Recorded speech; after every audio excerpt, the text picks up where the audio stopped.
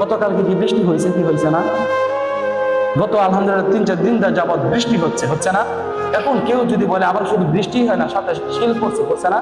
এখন যদি কেউ বলে আল্লাহ তো কায়া কাম নাই, এতদিন আমরা লাগাইলাম, এরপর সার মার দেওয়ার পর এখন ধানগুলো গজাইছে, ধানগুলো পাকছে, এখন আল্লাহর কায়া কাম নাই, দিছে বৃষ্টি, এমন শিল দিছে, সব নষ্ট হয়েছে। এই যে কথাটাতে বলছে, আল্লাহর উপর অভিযোগ করছে কি করছে না? এরকম মনে হয় আমাদের সমাজে কয় না? এখন বৃষ্টির দরকার, আল্লাহ বৃষ্টি দেয় না, কি শুরু করছে আল্লাহ? এরকম কথা কয় কি কয় না? এরকম কথা কয় কি কয় না?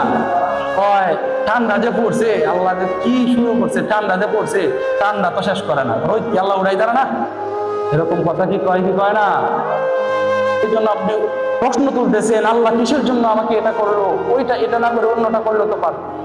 এরকম প্রশ্ন আপনারা যারা করেন, এরা শুনে রাখেন, আল্লাহ বলছে যালিকা বিআন্নাহুম কারিহু মা আনজালাল্লাহু ফাআহবাতা আমালাহুম। আল্লাহ বলে ওই ব্যক্তিরা যারা দুনিয়ার মধ্যে আমি আল্লাহর যত নাজ নিয়ামত আছে, আমি আল্লাহ যে দুনিয়ার মধ্যে যত কিছু দিয়েছি, ওই আমি আল্লাহর দেওয়ার উপর যে ব্যক্তিরা দুনিয়ার মধ্যে অভিযোগ করবে, ওই ব্যক্তির কোনো আমল আমি আল্লাহর কাছে কবুল হবে না। আল্লাহ কি বলছে?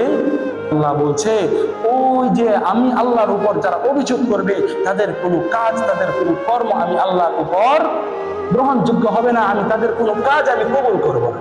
বুঝছেন কথা? আল্লাহ বলে বান্দা, তোমার কোনটা ভালো দরকার, কোনটা খারাপ দরকার, কোন সময় আমি তোমাকে পরীক্ষা করার দরকার, কোন সময় তোমাকে নাজ নিয়ামত দেওয়া দরকার, কোন সময় কি করার দরকার, এটা আমি আল্লাহ বুঝি।